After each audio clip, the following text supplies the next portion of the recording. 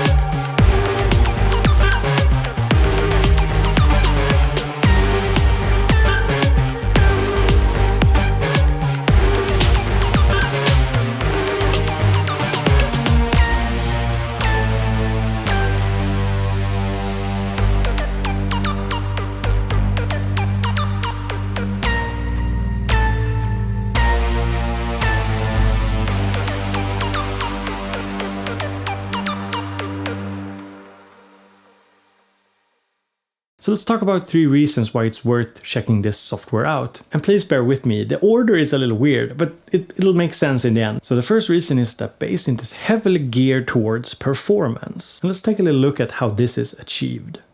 So what is Bassynth? Well, it's this software here that we're looking at. It's a contact instrument, and at the moment it's running inside of Machina, but you can of course run it inside of Contact in any DAW. Now, as the name implies, it's focused on bass, but you can actually make other sounds in it as well.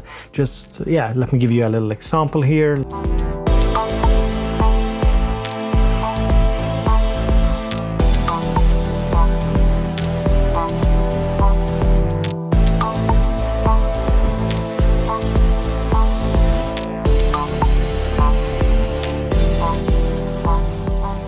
So the first reason why I enjoyed this software is that it's very performance oriented. So if we take a look here in the middle, we have an X and Y mod that you can use to change the sound. We'll get into how you set it up.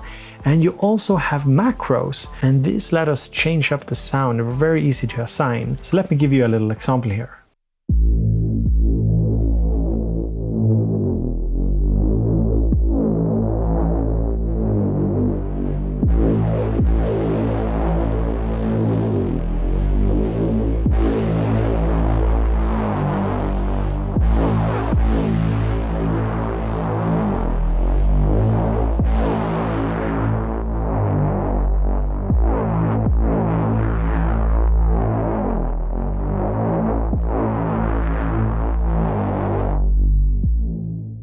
So in this particular patch here, we can check the macros and we can see that you have 8 assignable destinations for each of the macros. So at the moment, macro number 1 here is called intense and it's set to frequency. If we check macro number 2, you can see that it's set to frequency and width, and we have LFO rate to macro number 4. And as you might have figured out already, these 8 macro controls correspond to the 8 knobs here on the Machina. So you have them ready and available. And this of course applies to any Native Instruments keyboard, for example the M32 or the A or S series. Now we also have this X and Y thing here, and this can actually be assigned to the macros. So we have the 8 macros here, and you can set up these controls that correspond to the macro controls so that the sound changes when you move this little dot here.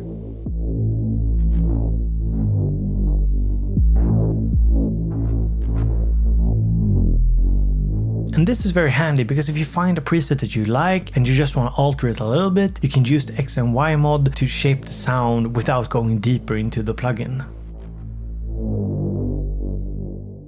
So we do have a sequencer section here that we can turn on.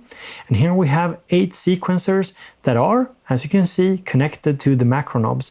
So we could actually sequence differences to the macro knobs, and we can use this little dice here to just randomly create a modulation, and let's go.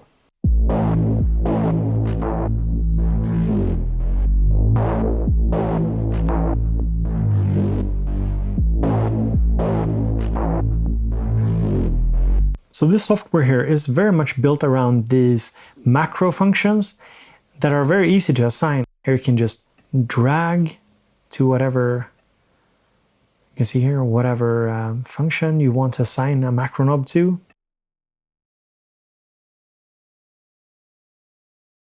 And there we go. So suddenly we have macro knob number 1 here assigned to resonance and resonance of the second oscillator. But yeah, I'm getting ahead of myself. I haven't even touched on what this synth actually is in terms of basic functions, but let me get to that in a second. Let me first play a little demo and then we'll get into what this synth is.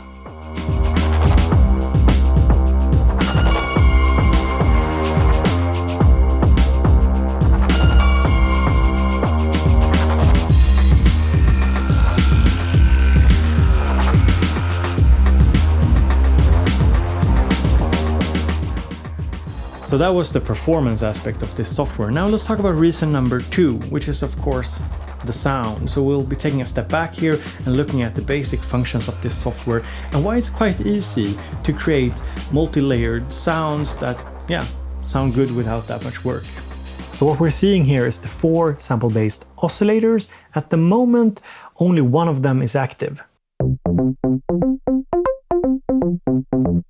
The first thing to note is that you can load a multitude of different types of samples here. There's many gigs of samples split over, as you can see here, oscillators. There are wavetables. Wavetables also have specific settings that let you scan the wavetables. We also have noise and transients, which are very nice for creating percussive sounds. So let me load a second sound, something probably a little fatter.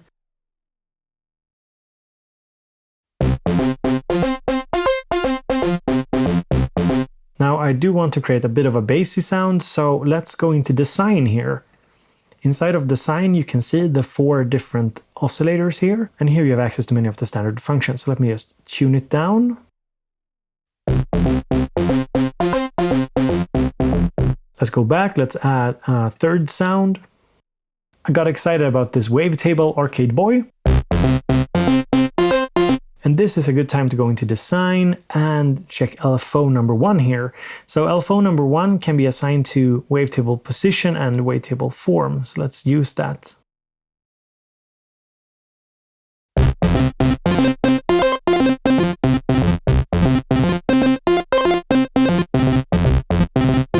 We also have a cool function here where you can blend between 2 different waveforms for the LFO. That's always handy. Let's add a third voice here.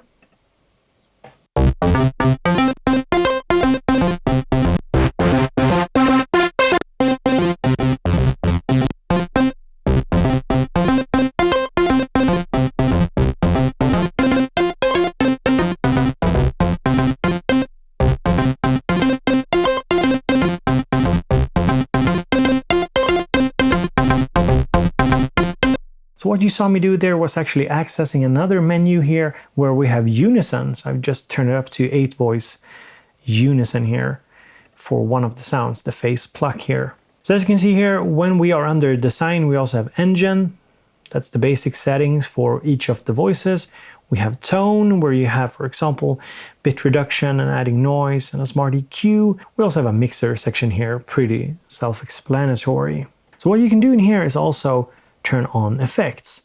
You have effects for the 4 individual tracks. As you can see also, they are color-coded, which I think is very nice.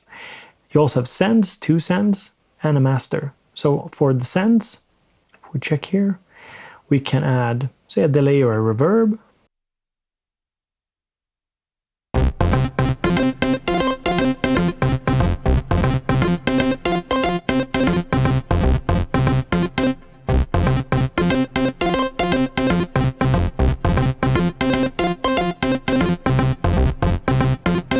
For the individual voices or oscillators, you can actually have a ton of different effects, EQ, filter, wah-wah, transient, and so on. Let's put some distortion on number 1 here.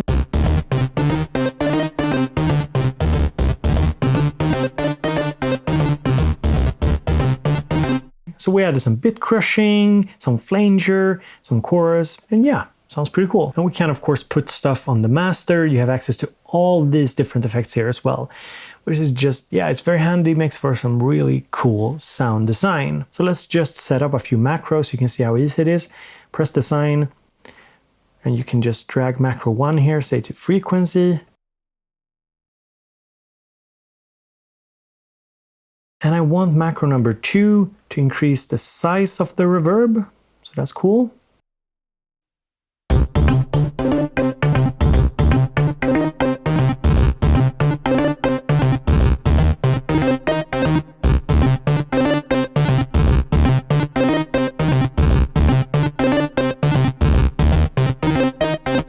So we talked about performance, we talked about the sound. Now I have a third reason. This might not be the most important to you, but this is something that is very near and dear to me. And this is the UI. What I dig about the UI is that you only see what you need to see.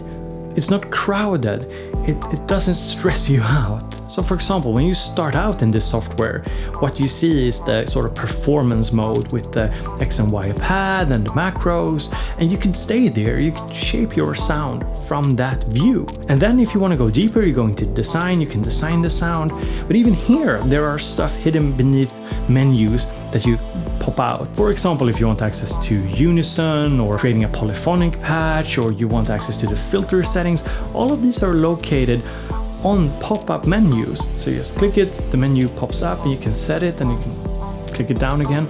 Some people don't like this, some people do. I belong to the camp that really enjoy it. I don't want a crowded interface. I feel I get a little bit stressed out if everything's right in front of me. I prefer this sort of layered approach, and it's something that I really enjoy seeing. I want more developers to think like this, because it sort of creates this scalability.